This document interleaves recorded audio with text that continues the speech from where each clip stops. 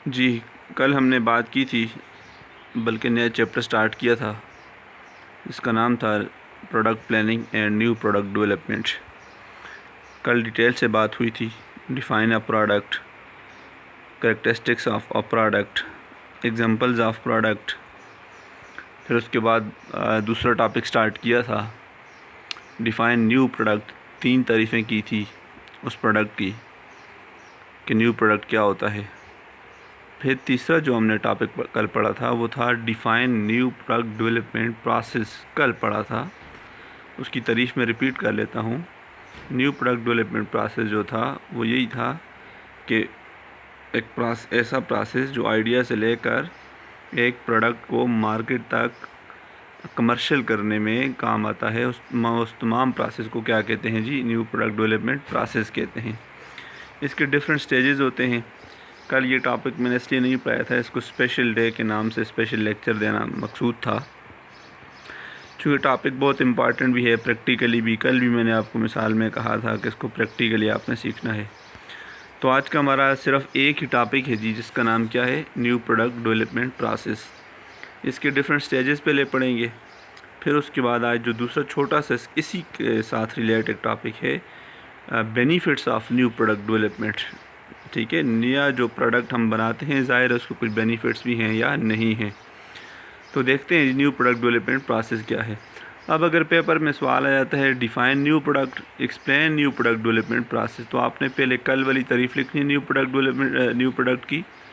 फिर आपने दूसरी हेडिंग क्या देनी है? न्यू प्रोडक्ट डेवलपमेंट प्रोसेस, वो जो कल पढ़ाया था। फिर उसके बाद लिखना है there are 6 stages to develop a new product, बाज़ का 7 स्टेजेस भी कहते हैं। तो उसको आप इस तरह डायग्राम की सूरत में पहले बयान करेंगे, स्टेजेस के नाम लिखेंगे। ठीक है, पहला स्टेज क्या है जी? Idea generation. दूसरा है आइडिया स्क्रीनिंग। तीसरा है बिज़नेस एनालिसिस। चौथा है प्रोडक्ट डेवलपमेंट। यहाँ आपने क्लियर कट सुनना है कि जो चौथा है प्रोडक्ट डेवलपमेंट, इसका एक और नाम होता है जिसको कहते हैं प्रोटोटाइप डेवलपमेंट। प्रोटोटाइप, ठीक है, आगे जाकर डिटेल से बात करूँगा। Number 5 test marketing. Number 6 commercialization जी। ठीक है, सातवां एक और भी हो सकता है जिसको कहते हैं इवेल्यूएशन ऑफ प्रोडक्ट या feedback from the market, whether customers are satisfied or not. आगे जाकर इंशाल्लाह डिटेल से बात करते हैं कि आइडिया क्या होता है, किस तरह एक एक ये प्रोडक्ट एक एक स्टेज न्यू प्रोडक्ट डेवलपमेंट करने में करामत साबित होता है। ठीक है, स्टेज नंबर 1 जनरेटिंग दी न्यू प्रोडक्ट्स आइडियाज। ठीक है, असल में किसी भी चीज़ को बनाने का, किसी प्रोडक्ट को डेवलप करने का जो असल रोल होता है वो आइडिया डेवलप करने वाले लोगों का होता है। देखें, आइडिया इतनी कीमती चीज़ होती है। यूरोपियन कंट्रीज़ में सुना है कि हस्बैंड अपनी वाइफ से आइडिया शेयर नहीं करते, जबकि जो वाइफ्स हैं वो अपने हस्बैंड से आइडिया शेयर नहीं करती, क्योंकि वहाँ पर आइडियाज़ सेल होते हैं। असल चीज़ आपके पास आइडिया होती है। तो जब आपके जहन में कोई बात आ जाती है, कोई नया फार्मूला आ जाता है, कोई पॉइंट आ जाता है कि यार ये चीज़ बनाएं, अब जहन अपने अपने हैं, हर बंदे का अपना अपना दिमाग है, वो किस तरह सोचता है। तो सबसे पहले मैं ये कह रहा हूँ कि असल चीज़ जब भी कहीं भी लाइफ में है भाई, वो क्या है?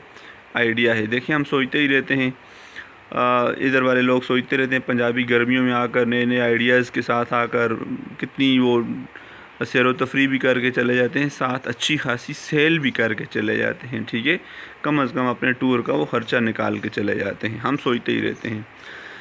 पॉइंट नंबर 1, टॉपिक का नाम क्या है जी? न्यू प्रोडक्ट डेवलपमेंट प्रोसेस या new product development stages.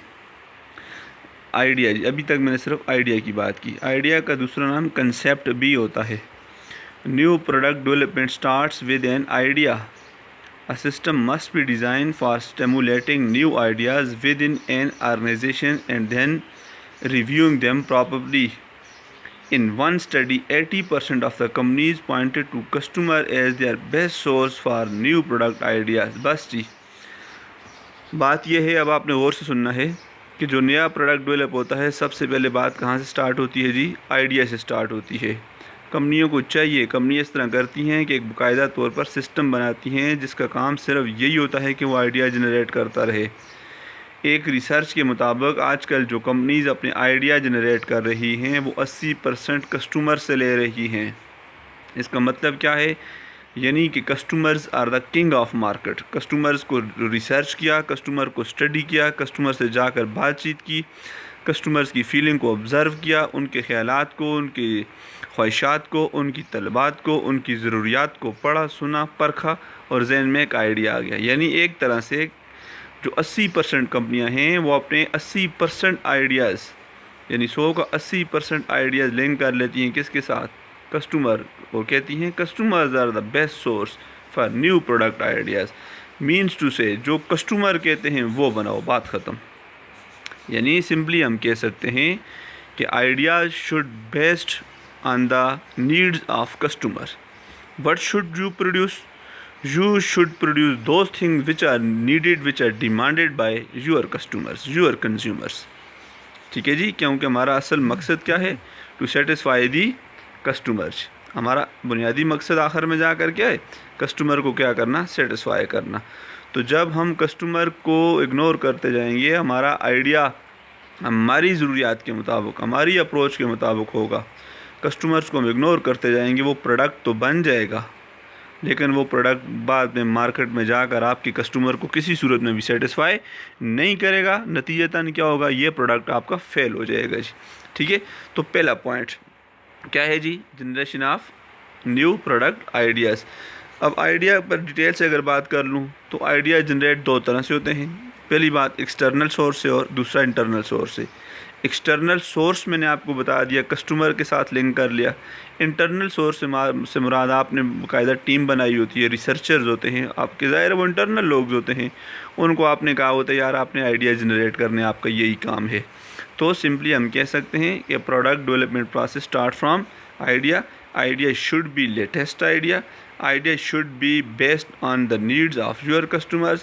It may be generated through two sources. The one is external and the second one is internal source। ठीक है, जब आइडिया आपके पास आ जाते हैं एक लिस्ट बन जाती है। ठीक है, जैसे मैं आपको कहता हूँ जी चलो यार आप पूरी क्लास बॉयज़ गर्ल्स सारे मिलकर अपने अपने आइडियाज़ दो, हम प्रोडक्ट बनाना चाहते हैं, क्या बनाएं? आप मेरा कौन सा सोर्स है? इंटरनल, क्लास के लोग हैं हम, एक ऑर्गेनाइजेशन के, एक कॉलेज के लोग हैं, ठीक है, एक ग्रुप के लोग हैं हम। तो आप कितने आइडियाज़ मुझे दे देंगे? कम से कम आपकी 40 स्ट्रेंथ है अगर, तो मेरे पास कम से कम कितने आइडियाज़ आ जाएंगे जी? 40 आइडियाज़ आ जाएंगे। इसके बाद क्या करना है, लेट्स सी। ठीक है, अब नेक्स्ट स्टेज स्टार्ट हो जाता है, screening the ideas. Screening the ideas में क्या होता है, at this stage new product ideas are evaluated, उनकी अहमियत, to determine which ones warrant further study. Typically a management team relies on an experience and judgment। इसको आसान करके मैं आपको सुनाऊँ, ज़रा गौर से सुनना है जी। ये जो आइडियाज़ आपने इवेल्युएट करना है जी, इसका मतलब ये है कि आप किस आइडिया पर पूरा उतर सकते हैं। Evaluation should be based on time consumption, cost consumption, your resources consumptions. आपके पास आइडियाज़ तो बड़े बड़े आ गए, जैसे मैं आपसे जब आइडिया मांगूंगा एक कहेगा जी सर ये करते हैं जी, वो करते हैं जी, मतलब बड़ी बड़ी जिसको कहते हैं आप बांध लेंगे ना। मैं फ़ौरन कहूँगा चलो आइडिया इवेल्युएट करके स्क्रीन करके मुझे दो। अब आप कहेंगे सर किस बेस पे आइडिया करें? मैं कहूँगा कितनी कास्ट है तुम्हारे पास, पैसे कितने, आइडिया कैसा है, टाइम कितना है, आइडिया कैसा है। इसी सेमेस्टर के अंदर अंदर आपने मुझे बना कर देना है, टाइम ही नहीं है। पैसे आपके पास हैं इतने कि आप कहें जी सर मैं ऐसा जहाज़ बनाता हूँ जो पानी पे चलेगा। ठीक है, बनाओ, आइडिया है, मैं नहीं कहता हूँ, लेकिन क्या कास्ट है तुम्हारे पास? ठीक है, तो इसको कहते हैं इवेल्युएशन ऑफ आइडियाज़ या स्क्रीनिंग ऑफ आइडियाज़। कहने का मतलब ये है जी, पहले स्टेज पर जितने आइडियाज़ की फ़हरिस्त बनती है, लिस्ट बन जाती है, उनमें से सॉर्ट आउट किए जाते हैं जी, छानबीन करके कोई एक आइडिया सेलेक्ट किया जाता है जो कंपनी के लिए क्या होता है, मोस्ट सूटेबल होता है, जिसको आगे अडॉप्ट किया जा सकता है। यहाँ पर most suitable idea is selected for further process. समझ आई जी? आप यहाँ पर इतना लिखेंगे, ideas are evaluated which are listed in the first stage. Evaluation should be made on the basis of cost and time and benefit etcetera etcetera. ठीक है, most suitable idea selected, screen out. Number 3, business analysis. अब business analysis का मतलब simply मैं आपको ये समझा दूँ कि यहाँ पर कास्ट एंड बेनिफिट एनालिसिस है। स्क्रीनिंग में तो आपने अपनी खर्चा, टाइम, आपके सोर्सेज, आलात, ये वो चीज़ें स्क्रीन किया ना, मतलब उनकी मदद से आपने उसको एक सेलेक्ट किया। अब जब आपने यहाँ पर देखना है बिज़नेस एनालिसिस, बिज़नेस का लफ्ज़ जब भी है याद रखो वहाँ पर प्रॉफिट की बात है भाई। यहाँ पर आपने ये सोचना है कि ये आइडिया कल को हम जब पूरा मुकम्मल करके इम्प्लीमेंट करके जब हम न्यू प्रोडक्ट डेवलप कर लेंगे, हमसे कास्ट कितनी लगेगी, हमें प्रॉफिट कितना होगा, क्योंकि हम कोई नेकी का काम उस सेंस के तौर पर तो हम प्रोडक्ट डेवलप नहीं कर रहे कि हम रज़ाकार हैं और ये करने हो। This is company point of view, this is business point of view. तो बिज़नेस पॉइंट ऑफ व्यू से टॉक हो रही है, तो इसलिए बिज़नेस एनालिसिस किया जाता है। कास्ट कितनी लगेगी, प्रॉफिट कितना मिलेगा, बेनिफिट कितना होगा। This analysis simply is known as business analysis. अब इस स्टेज में होता क्या है, during this stage of business analysis management identified product feature समझते हैं, करेक्टरिस्टिक्स, इसमें कौन कौन सी चीज़ें हम डालेंगे। जैसे आपने कहा मोबाइल बनाएंगे जी, यहाँ पर फैसला करने का आया मोबाइल में फंक्शंस कौन कौन से होंगे, ठीक है। चार्जिंग का कंसेप्ट है, लाइट का है, टॉर्च का है, कैलकुलेटर का है, इंटरनेट फैसिलिटी है, गैलरी है, फाइल है, रैम है, रोम है, एट्सेट्रा। इसी तरह एस्टिमेट मार्केट डिमांड, इसी में मार्केट में डिमांड कितनी है आजकल इस चीज़ की। एस्टिमेट दी कंपटीशन, मार्केट में इसका कंपटीशन कितना है, ठीक है, समझ गए जी। तो इस पॉइंट को आप क्या कहेंगे, बिजनेस एनालिसिस कहेंगे जी। ठीक हुआ भाई। इस स्टेज को हम कौन सा स्टेज कहते हैं, business analysis. Cost and benefit analysis, market demand analysis, competition analysis, company की रिलायबिलिटी एनालिसिस, एट्सेट्रा एट्सेट्रा। और इस स्टेज पर कंपनी बाकायदा तौर पर अपने एक मार्केटिंग प्रोग्राम भी डेवलप कर लेती है। जब आपका बिज़नेस एनालिसिस कामयाब हो जाता है यानी फेवरेबल हो जाता है, मैं थोड़े टाइम बाद आपको एक स्लाइड भी दे रहा हूँ कि फेवरेबल क्या होता है, उसमें आप बिल्कुल क्लियर कट आपको समझ आ जाएगी। नंबर 4 पे आ जाते हैं जी, प्रोटोटाइप डेवलपमेंट। प्रोटोटाइप डेवलपमेंट का दूसरा नाम क्या है, प्रोडक्ट डेवलपमेंट। प्रोटोटाइप कहते हैं नमूने को, नमूना अपना ना समझना, अच्छा नमूना, prototype development. If the result of the business analysis are favourable then a prototype, bracket में लिखो ट्रायल मॉडल। जिस तरह ये क्रिकेट वाले जब टीम में सिलेक्शन होती है पहले इनको क्या देना पड़ता है, ट्रायल देना पड़ता है, ठीक है। तो जब आपका बिजनेस एनालिसिस फेवरेबल हो जाता है यानी आपके फेवर में आ जाता है, तो फिर आप क्या करते हैं, एक नमूने के तौर पर प्रोडक्ट डेवलप करते हैं, प्रोटोटाइप डेवलप कर लेते हैं, ठीक है।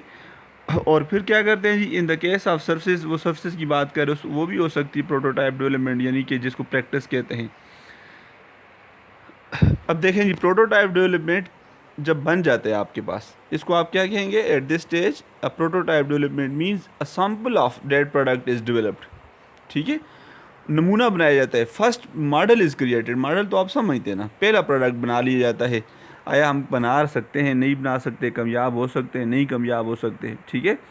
तो इस स्टेज को क्या कहते हैं जी, प्रोटोटाइप डेवलपमेंट। कॉपी में आप सिर्फ इतना ही लिख लेंगे, when the business analysis in favourable condition then next stage of product development process is prototype development. At this stage a trial model is developed by the company. बस simple सी बात है। नंबर 5 मार्केट टेस्ट, इसको आप कहते हैं test marketing ठीक है जी। मार्केट टेस्ट का दूसरा नाम क्या है, टेस्ट मार्केटिंग। अब यहाँ पर क्या होता है, जब आपने प्रोटोटाइप डेवलप कर लिया यानी आपने मॉडल बना लिया, ज़रूरी नहीं है आपका प्रोटोटाइप डेवलपमेंट एक ही हो, बात को समझें, वो तो मैंने आपको समझाने के लिए कहा।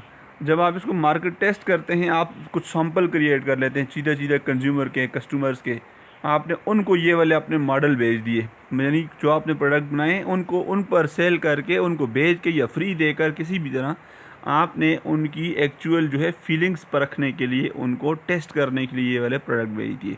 Unlike the internal test conducted during prototype development, market test involve actual consumer. देखा, आपके जो असल कस्टमर है, जैसे कल मैंने आपको एक मिसाल दी थी कि जब हमारे कॉलेज में बच्चों ने पेन बनाया था तो उन्होंने एकदम buyer Salman stationery, Madina stationery, Naeem and sons जैसी बड़ी बड़ी स्टेशनरियों पर नहीं भेजा था मेरे दोस्तों।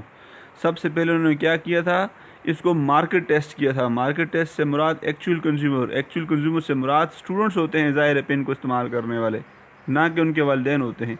तो स्टूडेंट्स का सैम्पल क्रिएट किया, यानी अपने ही कॉलेज के बच्चे बिठा दिए।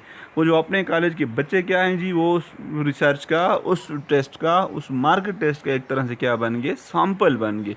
तो पॉइंट नंबर 5 पे आप क्या लिखेंगे, eight this stage a sample is selected, sample must consist upon the actual consumer to whom the models are represented for the test purpose।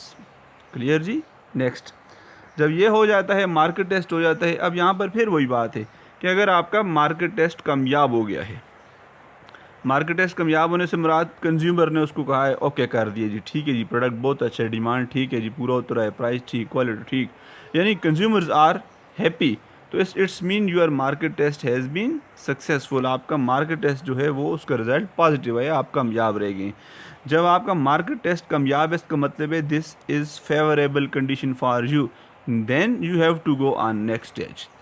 जब आपका मार्केट टेस्ट फेवरेबल आता है, यानी पास होता है, फिर आप क्या करते हैं, अपने प्रोडक्ट को कमर्शलाइज करते हैं, commercialisation. In this stage full scale production and marketing programmes are planned and then implemented. बस जी, जब आपका मार्केट टेस्ट कामयाब हो गया, फिर आप क्या करते हैं जी, बड़ी मिकदार में चीज़ें बनाना शुरू कर लेते हैं, मास मार्केटिंग हो जाती है। मैंने आपको पढ़ाया हुआ है, मास मार्केटिंग का लफ्ज़ यूज़ कर रहा हूँ। आपने फिर कंपनी को बड़ी मिकदार में वो प्रोडक्ट बनाना शुरू कर दिया, ठीक है जी, पेन भेजो, तमाम मुल्क की स्टेशनरी, बड़ी बड़ी ताजपरी से लेकर बड़े बड़े जोरदू बाज़ार, लाहौर जैसी स्टेशनरी तमाम तक ये प्रोडक्ट अपना भेज दो, चूँकि अब क्या होगा, सेल होगा, क्योंकि आपका प्रोडक्ट टेस्ट मार्केट में कामयाब हुआ था। आपको हवाला दूँ, वो जो हमारे स्टूडेंट ने पेन बनाया था, वो मार्केटिंग टेस्ट के स्टेज पर आकर फेल हो गया था, ठीक है, इसमें ऐसी कोई हैरत वाली बात नहीं है। फेल होने से मुराद, वो पेन चूँकि उनको कास्ट महंगी पड़ी, ज़्यादा पड़ गई थी, कास्ट ज़्यादा थी, उन्होंने पेन की कीमत ज़्यादा रखी थी। बच्चे ज़ाहिर है वो पेन, जो बच्चे 5-10 रुपये का पेन लेना चाहते हैं, वो 100-200 का पेन किधर खरीद सकते थे, ठीक है। तो वहाँ पर टेस्ट मार्केटिंग के स्टेज पर हमारे स्टूडेंट्स फेल हो गए थे। मुझे याद है मैंने स्टेज पर उनको फिर भी अप्रिशिएट किया था, उनको फुल मार्क्स दे दिए गए थे उस टीचर की तरफ से, और उस वक़्त ये प्रोडक्ट कमर्शलाइज नहीं किया गया था। अगर वो टेस्ट कामयाब हो जाता तो आज कहाँ होता, कमर्शलाइज होता। ठीक हुआ।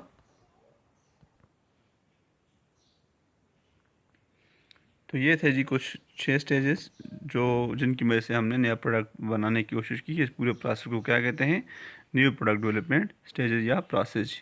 ये एक और डायग्राम है, इसकी स्लाइड बाद में मैं आपको पिक्चर की सूरत में सेंड कर दूंगा। वही कंसेप्ट दिए हुए जैसे idea generation, idea screening, concept development, ठीक है, और प्रोडक्ट डेवलपमेंट यानी prototype development, test marketing, commercialisation. साथ इनके अंदर ब्रैकेट के अंदर छोटी छोटी देखें ये डेफिनेशन भी लिखी हुई है, ठीक है। इसको आप जैसे कमर्शलाइजेशन में लिखा हुआ final briefing and strategy formulated is done.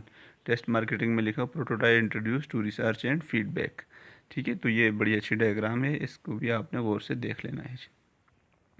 फिर उसके बाद क्या आ जाता है जी, जो अभी मैं बात कर रहा था फेवरेबल की, शॉर्ट देख लेते हैं। Idea generation for new product, idea evaluation, concept development means वही बात है, बिजनेस एनालिसिस का उसके साथ लिंक कर रहा है। अब अगर ये तीनों चीज़ें आपके पास फेवरेबल हैं तो फिर आपने मार्केट स्ट्रेटजी बनानी है। इसकी इतनी ज़रूरत नहीं थी, मैंने सिंपली आपको पढ़ाया बिजनेस एनालिसिस। अगर बिजनेस एनालिसिस फेवरेबल है तो देन प्रोटोटाइप डेवलपमेंट यानी प्रोडक्ट डेवलपमेंट। अब अगर प्रोटोटाइप डेवलपमेंट भी फेवरेबल है, फेवरेबल मीन आप क्या में आ गए, तो फिर आपने क्या करना है, टेस्ट मार्केटिंग करनी है। और जब टेस्ट मार्केटिंग भी फेवरेबल है तो फिर आपने क्या करना है, कमर्शलाइजेशन कर लेना है। कितनी आसान डायग्राम है, ठीक है। यानी हर स्टेज जब फेवरेबल आता जा रहा है तब आगे बात चलती है। तो ये था जी टॉपिक जिसका नाम क्या है, product development, new product development. इसमें मैंने एक बात की थी आपको कि idea generation, idea screening, concept test. आखिर में देख लें जरा रिव्यू ऑफ मार्केट परफॉर्मेंस। इस डायग्राम में एक और टेस्ट भी नंबर भी दिया हुआ है।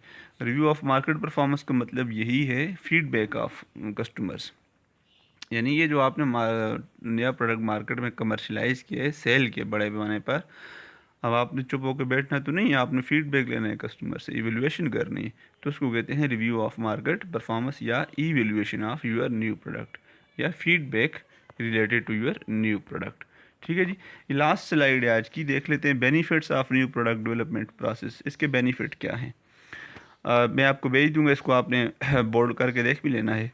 पहला बेनिफिट, जब आप नया प्रोडक्ट पहले से बना के रख लेते हैं, सबसे बड़ा फ़ायदा ये कि अंदर टाइम डिलीवरी हो जाता है ये। Number 2, staying with in budget limits, जब आप पूरे प्रोसेस से गुजरते हैं आप अपने बजट के अंदर रहते हैं। Number 3, meet the customer expectation, सबसे बड़ा फ़ायदा, आप जो नया प्रोडक्ट बनाते हैं आप अपने कस्टमर की एक्सपेक्टेशंस पर पूरा उतरते रहते हैं, इस तरह वो आपके लायल होते हैं। उसके बाद जब आप नया प्रोडक्ट साथ साथ बनाते हैं कस्टमर के साथ टच में रहते हैं, keep the customers informed, customers एक तरह से इन्फॉर्म रहते हैं। सबसे बड़ी बात कि जब आप नया प्रोडक्ट बनाते रहते हैं, लेस प्रोबेबिलिटी ऑफ फेलर, आपकी कंपनी के फेल होने की प्रोबेबिलिटी कम होती है, यानी फेल होने के चांसेस इंतहाई कम हो जाते हैं।